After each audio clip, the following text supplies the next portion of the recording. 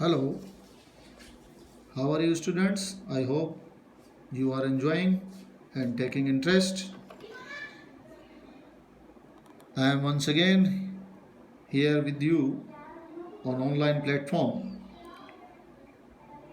with the lesson number 2 of class 9th book Beehives.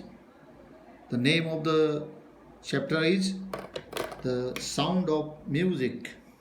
The Sound of Music Part 1. तो विद्यार्थियों, आज हम अच्छे मूड के साथ अपना जो नया चैप्टर है, पहला चैप्टर आपको पढ़ा दिया गया है, उसके क्वेश्चन आंसर भी दे दिए गए हैं। होप करते हैं कि आपने उसको सॉल्व कर लिया होगा, अपने नोटबुक में नोट कर लिया होगा।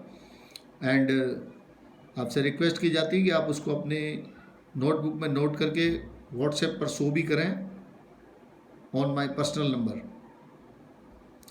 Okay, let's start. तो आज हम देखेंगे हमारा जो नया चैप्टर है the sound of music. Name है इसका साउंड ऑफ म्यूज़िक और इसके 2 पार्ट्स हैं। पहला पार्ट है जो एवलिन ग्लेनी के बारे में है। एवलिन ग्लेनी जो एक बच्ची है, एक लड़की है जो फिजिकली इम्पेयर्ड है, शारीरिक रूप से विकलांग है, लेकिन फिर भी वो अपनी शारीरिक विकलांगता पर विजय प्राप्त करते हुए किस तरह से आगे बढ़ती है और कामयाबी के शिखर पर पहुंचती है, वो हम इसमें जानेंगे। तो लेसन का जो टाइटल है एवलिन, तो सबसे पहले जो मेन हेडिंग है इसकी लेसन की, the sound of music. Sound माने आप जानते हैं, म्यूज़िक माने संगीत, साउंड माने आवाज़, यानी संगीत की आवाज़ नाम है पार्ट का। और पार्ट 1 जो है इसका वो है एवलिन ग्लेनी, जो उस लड़की का नाम है, गर्ल का, listens to sound without hearing it.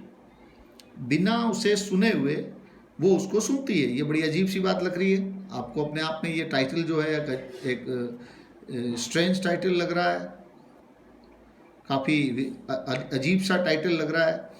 Evelyn Glenny नाम की लड़की जो है वो सुनती है, लिसन माने आप जानते हैं सुनती है, टू साउंड आवाज़ को, विदाउट हियरिंग इट उसे बिना सुने हुए। तो how it can be possible, आइए हम जानेंगे इस चैप्टर में। शी वॉज रियली डीफ, वो विकलांग है, बहरी है, कान से उसको सुनाई नहीं देता है, लेकिन फिर भी वो साउंड्स को सुनती है। कैसे सुनती है, आइए हम इस चैप्टर में जानेंगे। तो आगे बढ़ने से पहले जो राइटर हैं इसके, उनका नाम है डेब्रो काउली। डेब्रो काउली इसके राइटर हैं। तो उनकी ये रचना हम देखेंगे। Evelyn Glennie listens to sound without hearing it. Hear माने सुनना होता है, लिसन माने भी सुनना होता है, ध्यान से सुनना। लिसन माने ध्यान से सुनना, हियर माने सामान्य रूप से सुनना। तो ये बड़ी अजीब टाइटल के साथ ये स्टोरी जो यहाँ दी गई है घटना, लेकिन ये बहुत ही इंस्पायरिंग स्टोरी है। हमें ये बहुत ही कहने का मतलब हिम्मत ना हारने की मैसेज देती है। Don't give up your hope, ये हमें मैसेज देती है कि आशा नहीं छोड़नी चाहिए, चाहे परिस्थितियाँ कैसी भी आ जाए, कंडीशंस कैसी भी आ जाए। तो आज हम शुरुआत कर रहे हैं अपने सेकंड चैप्टर के पार्ट 1 की। तो इस चैप्टर का पार्ट 1 है ये। देखें, बिफोर यू रीड, पढ़ने से पहले हम थोड़ा सा जानकारी लेते हैं। यहाँ पर देखें ध्यान से। गॉड में हैव टेकन हर हियरिंग, यहाँ बता रहा है कि लगता ऐसा है गॉड में, भगवान ईश्वर ने, हैव टेकन हर हियरिंग, भगवान ने उसकी हियरिंग हमसे छीन ली है। अर्थात कहने का मतलब ये कहना चाह रहा है कि लगता है ईश्वर ने उसकी, यानी उसकी कौन, ये हर कौन है यहाँ पे, एवलिन ग्लेनी नाम की जो गर्ल है, उसकी हियरिंग की जो क्षमता है, अर्थात उसकी सुनने की जो क्षमता है, हियरिंग कैपेसिटी, उसको ईश्वर ने छीन लिया है। But he has given her back something extra ordinary, लेकिन इसके बदले में ईश्वर ने उसको बहुत भी असाधारण सी, something extraordinary, extraordinary का मतलब होता है असाधारण, नॉट कॉमन, जो कॉमन नहीं हो, अनकॉमन हो, यानी असाधारण क्षमता उसको प्रदान कर दी। हालांकि खैर उससे हियरिंग की जो कैपेसिटी है, सुनने की जो क्षमता है, अर्थात वो बहरी थी, वो सुन नहीं सकती थी, वो तो ईश्वर ने उसकी सुनने की क्षमता तो ले ली, बट वहीं उसको कुछ अच्छा दे दिया, उससे भी ज़्यादा दे दिया। He has given her back. ही कौन है यहाँ पर? गॉड। यहाँ पर ही जो है गॉड के लिए आया है। समथिंग एक्स्ट्रा ऑर्डनरी, उससे कुछ असाधारण सी क्षमता दे दी। वो क्या थी देखें। वॉट वी हियर, जो कुछ भी हम सुनते हैं। सी फील्स, देखिए यहाँ पर क्या बता रहा है, जो चीज़ हम सुनते हैं सुन सकते हैं, उसको वो महसूस करती है। वो कैसे सुनती है? महसूस करके, फील करके। फील माने महसूस करना। Far more deeply than any of us, और वो भी कैसे? हम लोगों से भी ज़्यादा गहराई से। वो किसी भी चीज़ को सुनती कैसे? हम जैसे जनरली कान से सुनते हैं, वो कहाँ से सुनती है? वो फीलिंग करती है, फील करके सुनती है। अपने फीलिंग ऑर्गेन से उसको फील करके, महसूस करके और सीखती है, समझती है, सुनती है डीपली। और वो भी कैसे? देखो, far more deeply than any of us, हमारे से भी ज़्यादा गहराई से। हम लोग जितनी गहराई से चीज़ को समझ सकते हैं, सुन सकते हैं, उससे भी ज़्यादा गहराई के साथ वो अच्छे से सुन सकती है। कंपैरिजन हुआ यहाँ पर, than any of us. That is why she expresses music so beautifully. और यही एक रीज़न था कि वो म्यूज़िक को, संगीत को बहुत ही सुंदर तरीके से, ब्यूटीफुली। देखिए, ब्यूटीफुली एक एडवर्ब है, जो लास्ट चैप्टर में आपने पढ़ा था। एल वाई लगा के हम एडवर्ब बनाते हैं, क्रिया विशेषण। सो ब्यूटीफुली यानी बहुत ही, कहने का मतलब सुंदर तरीके से, वो बेहतरीन तरीके से उस म्यूज़िक को जो है वो एक्सप्रेस कर पाती है। एक्सप्रेस का मतलब व्यक्त करना, व्यक्त करना। तो ये देखा आपने, जहाँ ईश्वर ने उससे एक, उसकी जो क्षमता है सुनने की, जो एक बहुत इंपॉर्टेंट क्षमता होनी चाहिए, होती है एक व्यक्ति की, ईश्वर द्वारा प्रदत्त एक बहुत ही ज़बरदस्त सुविधा है मनुष्य को, सुनने की क्षमता दी है उसने, लेकिन वो उससे छीन ली उसने। वहीं उसको एक बहुत ही असाधारण क्षमता दे दी कि वो फील करके सुन सकती है और बहुत ही बेहतर सुन सकती है, deeply and nicely than any of us. हम में से ज़्यादातर से, हम में से हमारी तुलना में ज़्यादा गहराई से और बहुत ही अच्छे तरीके से सुन सकती है। That is why she expresses, यही कारण है कि she expresses music so beautifully, और इसी कारण से वो म्यूजिक को बहुत ही अच्छे तरीके से पेश कर सकती है, एक्सप्रेस कर सकती है। आइए हम पढ़ते हैं। Read the following account of a person. Account का मतलब होता है विवरण, विवरण। तो अकाउंट माने वैसे खाता भी होता है, लेकिन यहाँ अकाउंट का मतलब है विवरण।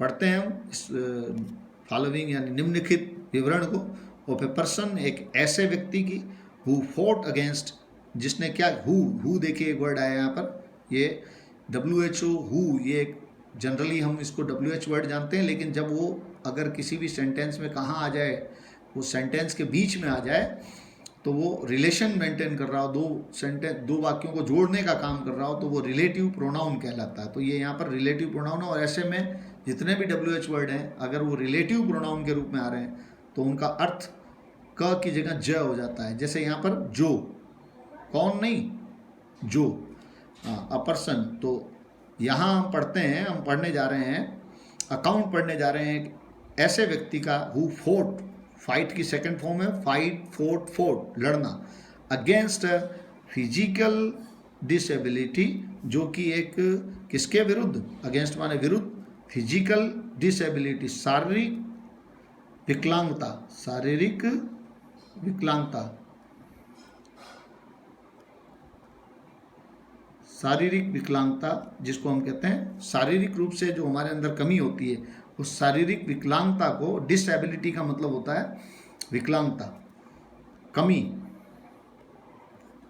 शारीरिक विकलांगता के विरुद्ध जो है वो लड़ती है। And made her life success story, और अपने लाइफ को क्या बनाती है, एक सफल कहानी बनाती है, अर्थात जीवन में सफलता प्राप्त करती है। तो मैंने आपको पहले ही बताया था कि किस तरह से ये जो स्टोरी है ये हमें इंस्पायर कर रही है, और ये दोनों ही लेसन जो हम पढ़ेंगे इस द साउंड ऑफ म्यूजिक के तहत, जो फर्स्ट पार्ट है वो, और सेकंड भी इंस्पायरिंग है। तो पहला लेसन जो आज है, हम इसका जो पहला पार्ट जो है वो देख रहे हैं। Evelyn Glennie listens to sound without hearing it.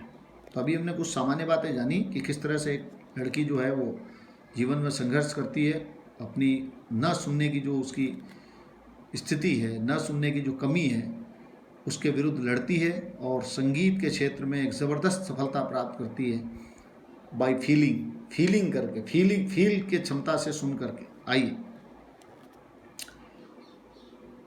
रस आवर क्राउड्स जोसल फॉर पोजीशन। यहाँ पे देखिए, यहाँ शुरुआत करते हैं हम। पहला इसका जो पैराग्राफ है, रस आवर क्राउड्स, यानी भीड़ भाड़ वाला जो समय होता है, जिस समय भीड़ भाड़ रहती है, वो भीड़ जो है जोसल, जैसे रेलवे स्टेशंस पे या बस स्टैंड्स पर आप देख सकते हैं इस तरह के भीड़, ट्रेन्स के आते समय, बसेज के आते समय, तो इस तरह की एक भीड़ जो है, क्राउड माने भीड़, रस आवर भीड़, यानी रस आवर क्राउड्स, यानी जो काफ़ी टाइट समय रहता है लोगों के लिए, भीड़ के लिए, वो भीड़ क्या करती है, jostle for position on the underground train platform. ये जो घटना जहाँ घटित हुई है, वहाँ एक प्लेटफॉर्म है रेलवे का, लेकिन वो अंडरग्राउंड ट्रेन प्लेटफॉर्म, आपने सुना होगा अंडरग्राउंड भी, भूमिगत रेल सुना होगा आप लोग। हमारे देश में भी कई जगह ये भूमिगत ट्रेन चलती है, जैसे दिल्ली में है मेट्रो ट्रेन्स कहा जाता है जिसको,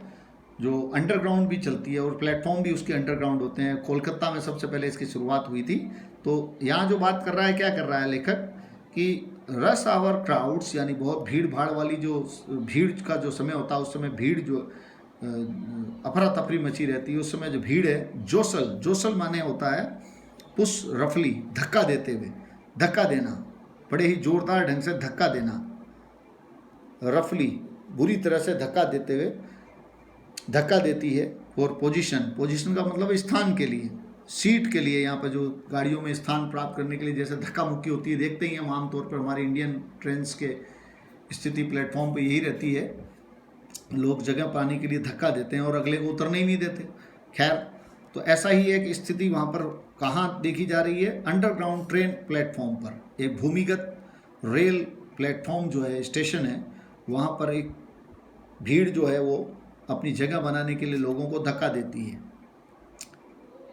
अ स्लाइट गर्ल, और वहीं पर उसी जगह पर, उसी प्लेटफॉर्म पर एक स्लाइट गर्ल, स्लाइट का मतलब होता है स्मॉल, स्लाइट का देखिए यहाँ दिया हुआ है स्मॉल एंड थिन, दुबली पतली सी लड़की, लुकिंग यंगर देन हर 17 ईयर्स, यानी जो अपनी उम्र से थोड़ी क्या दिख रही है, लुकिंग यंगर देन हर 17 ईयर्स, यानी जो उसकी उम्र 17 साल है उससे वो थोड़ी छोटी दिख रही है। क्योंकि दुबले पतले जो बंदे होते हैं, वो आपको ध्यान ही है, शरीर से जो दुबले पतले होते हैं, वीक होते हैं, थिन होते हैं, वो उम्र से कम दिखाई देते हैं।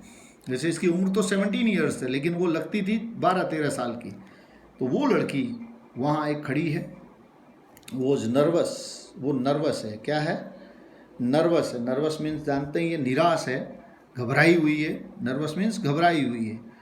यट एक्साइटेड, लेकिन घबराने के साथ साथ में एक्साइटेड भी है। As she felt the vibration of the approaching train, जैसे ही उसने प्लेटफॉर्म पर खड़े खड़े जो आ रही जो ट्रेन थी, अप्रोचिंग का मतलब पहुंच रही,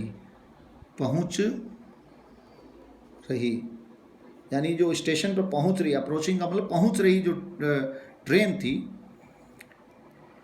उस ट्रेन के वाइब्रेशन को, वाइब्रेशन आप लोग जानते हैं, मोबाइल पर आप लोग एक इसका मोबाइल का एक सिस्टम भी होता है, मोबाइल को आप वाइब्रेट करते हैं, वाइब्रेशन पर भी रखते हैं, जब आपको आवाज़ नहीं सुननी होती है तो उसको वाइब्रेशन पर डाल देते हैं। वाइब्रेशन माने धड़कन, वाइब्रेशन का मतलब होता है धड़कन। वाइब्रेशन मीन्स धड़कन। तो हालांकि खैर वो लड़की दुबली पतली सी स्टेशन पर खड़ी है उस भीड़ के साथ, थोड़ी नर्वस है।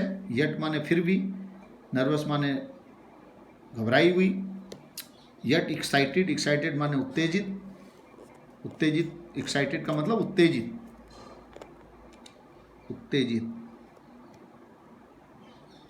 यानी उसमें उत्तेजना भी थी।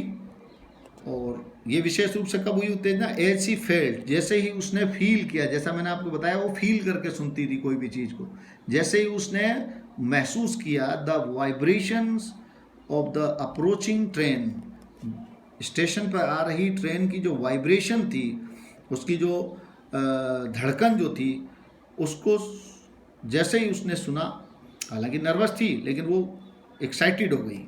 It was her first day, कारण ये था ये उसका पहला दिन था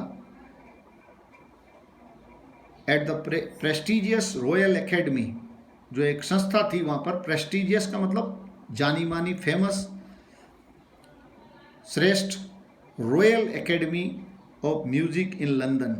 लंदन में एक संस्था थी ये म्यूजिक की, प्रेस्टिजियस रॉयल एकेडमी नाम की। वहाँ उसका आज पहला दिन, आज वो वहाँ पहला दिन था, फर्स्ट डे था उसका, उसमें एडमिशन लिया था उसने, और वहाँ उसका ये पहला दिन था in London. And daunting enough for any teenager fresh from the Scottish farm। और ये कुल मिला के एक ऐसी बच्ची के लिए जो कि गांव से आई थी, स्कॉटिश फार्म्स, स्कॉटलैंड, स्कॉटिश का मतलब जानते हैं, स्कॉटलैंड का मतलब होता है, तो स्कॉटलैंड एक देश का नाम है, और स्कॉटिश माने जैसे हम इंडिया है उस इंडियन फार्म, उसी तरह से स्कॉटिश फार्म यानी गांव में खेतों से आई हो, जो स्कॉटलैंड के फार्म से आई हो, ग्रामीण इलाके से आई हो, उस लड़की के लिए ये डॉन्टिंग इनफ था, अर्थात ये बहुत ही डरावना था ये अनुभव कि आज वो लंदन में इतने बड़े म्यूजिक एकेडमी में जा रही है, उसका पहला दिन है, तो उसके लिए ये बहुत ही डरावना था, डरा देने वाला था, डॉन्टिंग था enough for any teenager. Teenager माने मैंने आपको पहले भी बताया, टीनेजर माने किशोर, किशोर यानी 13 से लेकर के 19 साल तक की जो उम्र होती है उसको हम टीनेजर उसको टीनेजर कहते हैं। इस आयु के जो बच्चे होते हैं उनको टीनेजर कहा जाता है, और एडोलसेंट भी कहा जाता है, एडोलसेंट, और इस अवस्था को कहा जाता है टीन एज। और टीनेजर माने किशोर, और टीन एज का मतलब किशोरावस्था। उसी तरह एडोलसेंट माने किशोर, और एडोलसेंस माने किशोरावस्था। तो खैर जो भी हो, एक टीनेजर के लिए जो कि ग्रामीण इलाके से आई है, उसके लिए एक ऐसी जगह पर जाना, प्रेस्टिजियस कॉलेज में जाना, और वहाँ अपना पहला दिन उसको फेस करना है, तो ये बहुत ही डरावना था उसके लिए, उससे वो नर्वस भी थी। बट दिस एस्पायरिंग म्यूजिशियन, लेकिन ये जो एस्पायरिंग म्यूजिशियन जो थे, एस्पायरिंग मीन्स होता है a person who wants to be a musician, a person जो कुछ चाहता है। एस्पायरिंग माने जिसकी कुछ चाहत हो, एस्पायरिंग माने, और म्यूजिशियन माने बनना चाहता है, संगीतकार बनना चाहता है, संगीत बनने की जिसके अंदर इच्छा हो। But this aspiring musician has a bigger challenge.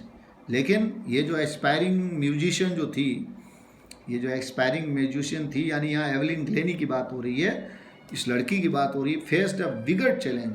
उसने अपने जीवन में इससे भी ज़्यादा, ये तो क्या था, कुछ नहीं था, इससे भी एक अपेक्षाकृत, बिगर माने अपेक्षाकृत बड़ा, चैलेंज यानी चुनौती, अपने जीवन में चुनौती जो है उसने, यानी ये जो उसके सामने जो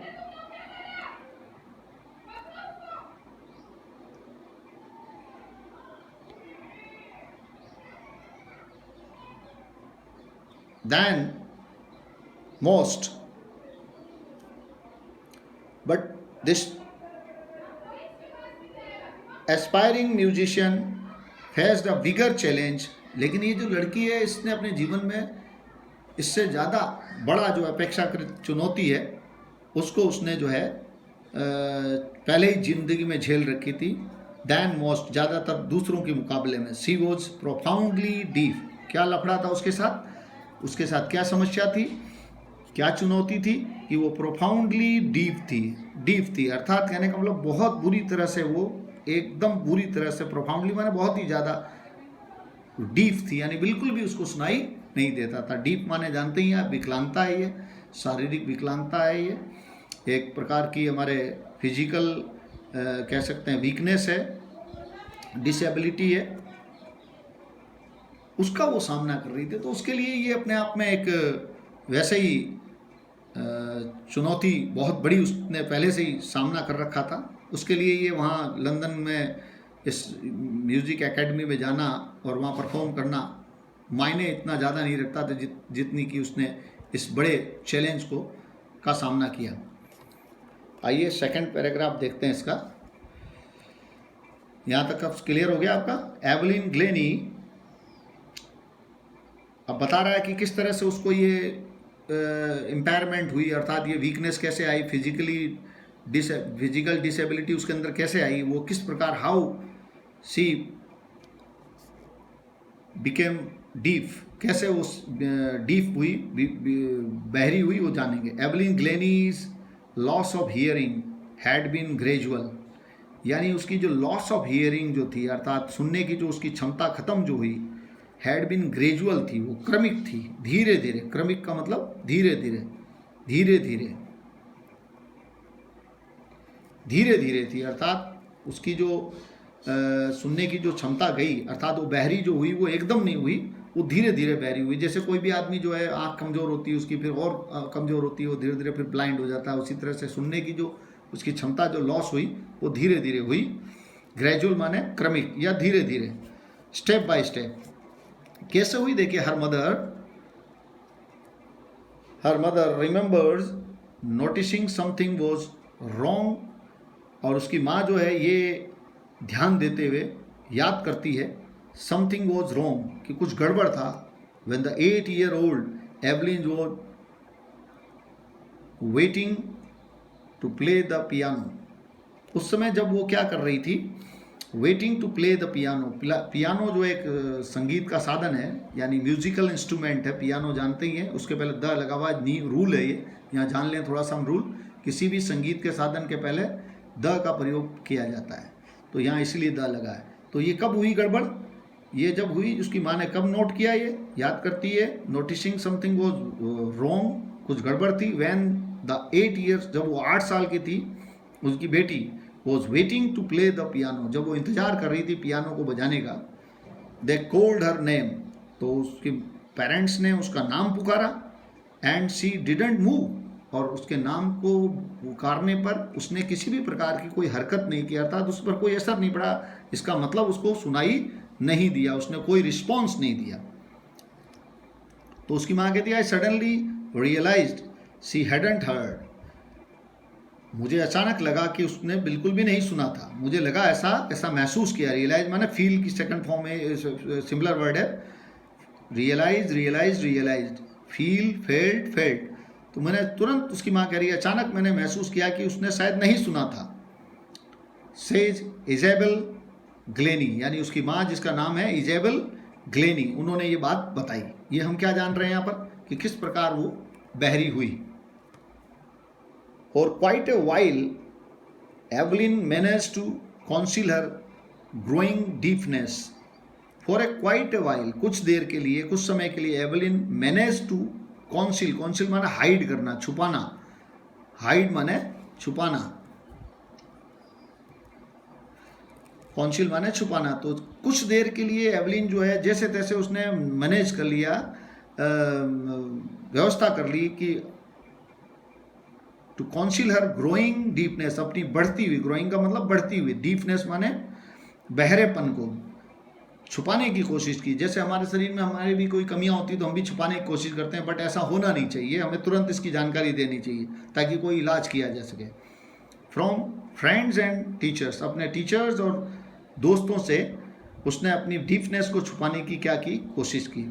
but by the time she was 11, लेकिन जब तक वो 11 साल की हुई, हर मार्क्स हैड डिटेरियोरेटेड, लेकिन उसके मार्क्स जो थे धीरे धीरे, क्योंकि शारीरिक विकलांगता का जब उसको सुनाई नहीं देता तो वो लर्न नहीं कर पाती थी, इससे धीरे धीरे उसके जो मार्क्स थे हैड डिटेरियोरेटेड।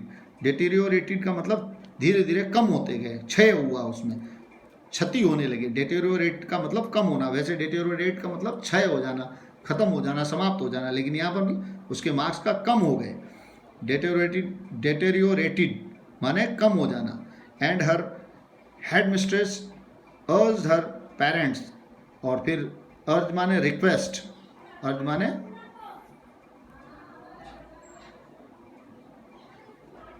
रिक्वेस्टेड,